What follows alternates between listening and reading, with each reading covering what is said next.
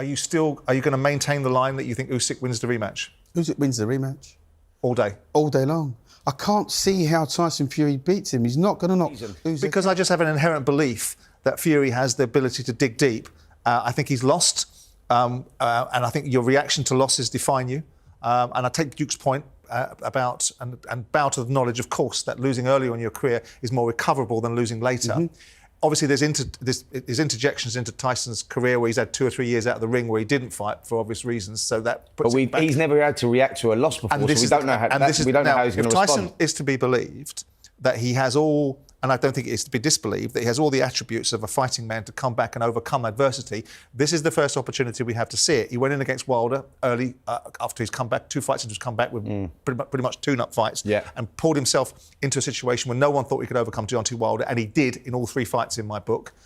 And I just believe that the best version of Tyson Fury, if we see the best version of Tyson Fury, which is the debate, because that may have gone. People were debating with us, Duke, in previous shows, that the reason why Tyson Fury now meets people in the middle of the ring is because he can't move around the ring as he once did before. That's the line I was looking for, by the way, the best version of Tyson Fury. If that guy turns up, he wins. Yeah, but we both... You know that debate we just had? Yeah. That's the line I was looking for. But don't you think he's past... but he's past that now, isn't he? He's past... We've seen the best Duke, of Tyson. Absolutely. So I think it's very beneficial. It would be very beneficial for the sport of boxing if Fury wins the fight for that reason, because I think there's still huge fights out there. Well, I mean, listen, he's the draw, isn't he? Let's get that right. He is the name and pretty much the face of the heavyweight division. Everybody wants to fight Fury because that's the payday. Sure. I mean, it would be great if we had. It'd be great for the sport if Fury wins, and then that sets up potentially the AJ fight, and that's the fight everybody wants to.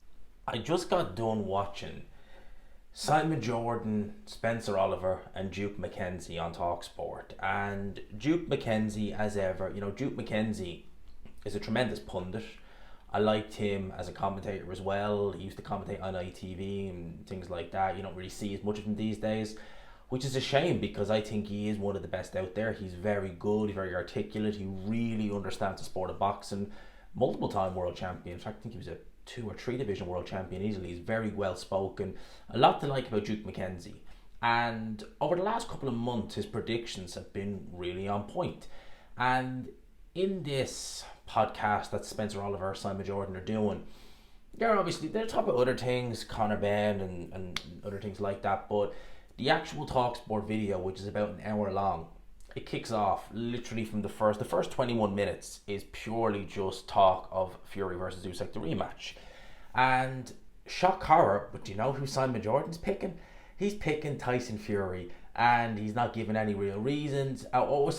He did say he thinks that, it's going to galvanise him, this loss, and that, he'll learn from it. Mate, in the immediate aftermath of the loss, Tyson Fury was blaming the loss on sympathy votes to Alexander Usyk because of the conflict in his country. Alexander Usyk was saying that he was already watching the tapes of the fight and trying to improve on it, and Tyson Fury was face planting the bar in Morecambe, a pavement outside a bar in Morecambe. But anyway, what do I know? Anyway, he was obviously giving his 2 cents. He's picking Tyson Fury, obviously. Spencer Oliver, originally he was picking Tyson Fury, then he backtracked, and then he, God help him. That's all I got to say about Spencer. I'm not even going to have a go at him. God help him. Duke McKenzie, there's always the voice of reason, isn't there? Duke McKenzie is not picking Tyson Fury because the Fury fans will say he's a hater or something like that. No, he gives a very, very good reason. He's been talking about Tyson Fury potentially coming in heavier, which I think that's not even speculation now. Again, Spencer Brown said that he will be coming in heavier. He looks heavy, so I think it's fair slam dunk that we're going to have a heavier Tyson Fury. How heavy he's going to be for the actual fight, that remains to be seen. I'm hoping they kind of do it in the kind of low 270s, because he's not going to be in the 260s. I say he's going to be low 270s. That would probably be just about okay. Any higher, God forbid, the 280s, you're going to have problems. That's essentially what Duke McKenzie is saying in this. That he thinks that Tyson Fury, if he tries to, try and be more aggressive, like a lot of people, myself included, have been saying, and he doesn't do it intelligently, which is, again, something that I myself was saying, that it needs to be intelligence. It needs to be, a combination, a bit of back foot boxing, a bit of pressure. It can't just be earmuffs on, reckless abandonment. It has to be educated. And that's what he was saying. He was saying if Tyson Fury doesn't do that, well, it's going to be Usyk early. And to be honest with you, I think that if Tyson Fury goes in there kamikaze style, which, you know, for me, that will be just not good, then, you know, I think that, yeah, I agree, it will end early.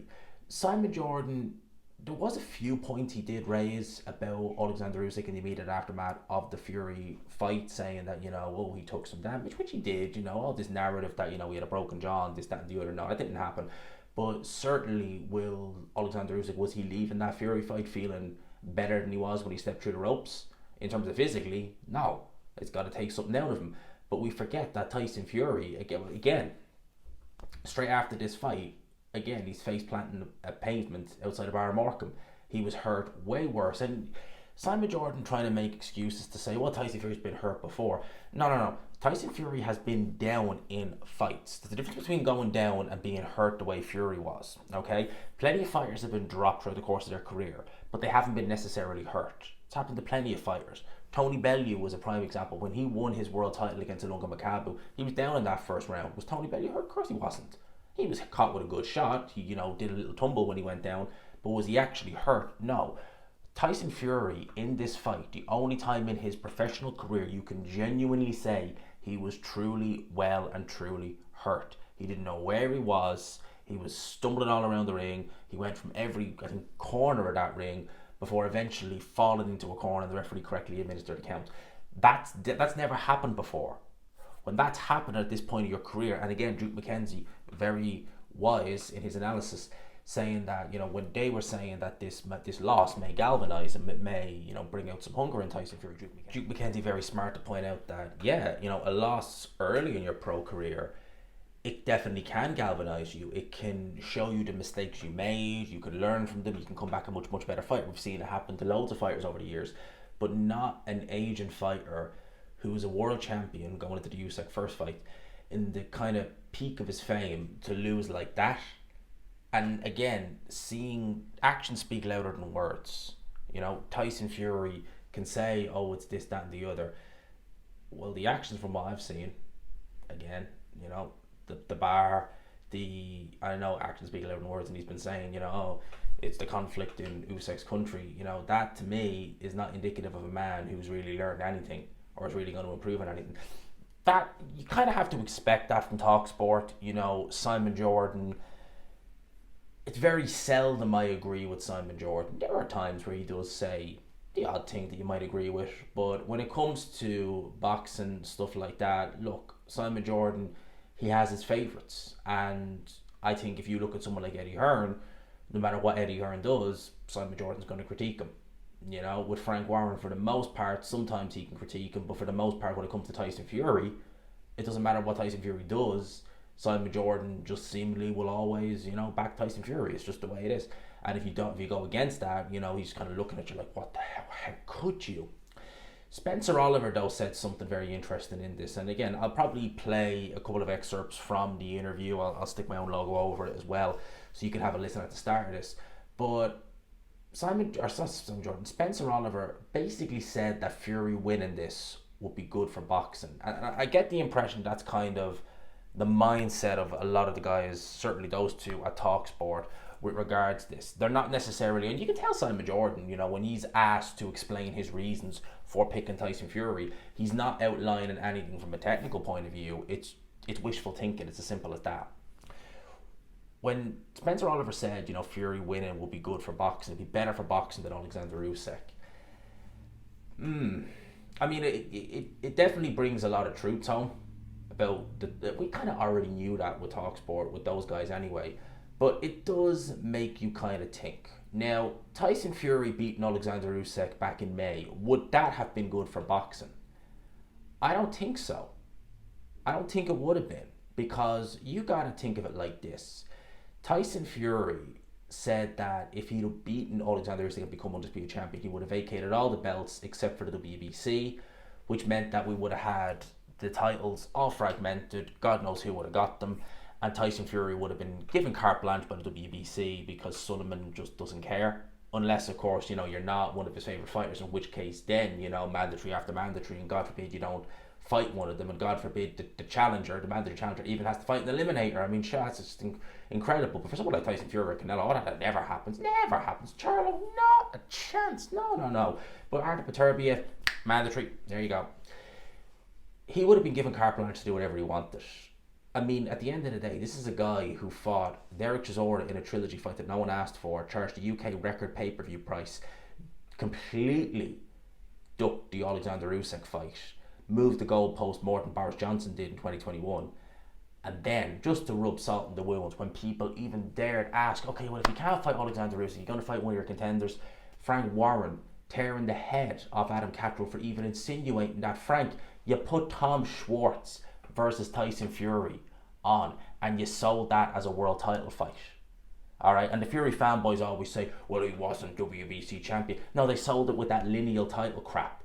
And the argument was that Tom Schwartz was rated highly by the WBO, so he's fighting a contemporary. Oh yeah, but when it happens a few years later, when it's the real title, oh no, then you can't do it. So I think more of that would have went on had Tyson Fury won. Now,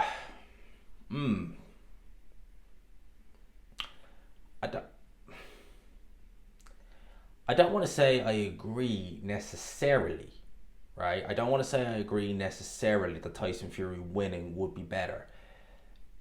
If Tyson Fury beat Alexander Usyk, they do the Anthony Joshua fight next, because I think at this minute in time, I think if Daniel Dubois hadn't beaten Anthony Joshua, then I would say no, Fury winning is not better for boxing, because he's probably not going to fight Anthony Joshua. He's probably going to milk that title.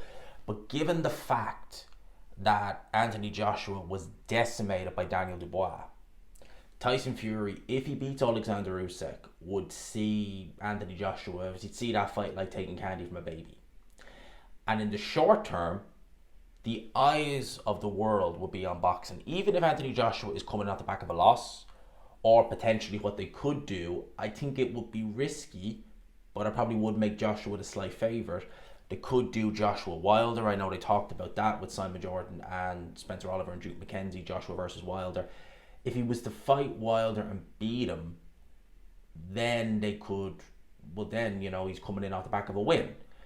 Having said that, even coming off the back of a loss, I still think Fury versus Joshua is a massive fight. And with a world title, maybe multiple world titles on the line, that right there is, it's just going to print money. It's as simple as that.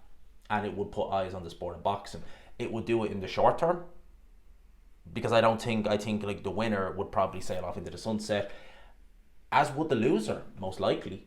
So I think if you were to say Fury winning would be better for boxing in the short term, I mean, you're talking 2025, and then that's it.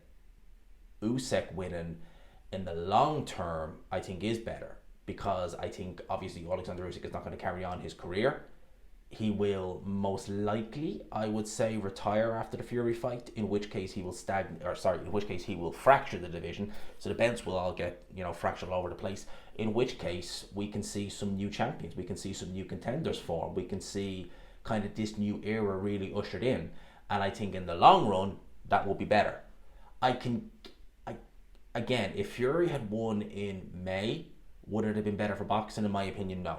And I think if Dubois hadn't have beaten Anthony Joshua and Joshua had looked good in victory, then no, I think both times Fury winning would have been bad for boxing. But given the fact that Joshua lost the way he did, he will see it as taking candy from a baby. And in the short term, yeah, probably, yeah. I'm genuinely, it probably is good for boxing in the short term. In the long term, Usyk winning is definitely better. It's definitely better. I thought I'd give my 2 cents on it. Let me know your thoughts. Do you think that, no, you agree, Spencer Oliver? I mean, very few people agree with him. I think when he said 2 + 2 was 4, it's probably the only time I ever did agree with him. And, well done. Well done, Spencer Oliver. I'll give you credit. Even I didn't think, I was skeptical about 2 + 2 was 4 with you, but you proved me wrong. So, yeah, that's my thoughts on that. Let me know your thoughts in the comment section below. I hope you enjoyed it, people. Smash the like button if you could. Hit subscribe, of course, as always, if you haven't already. And until next time, people, tomorrow. Peace.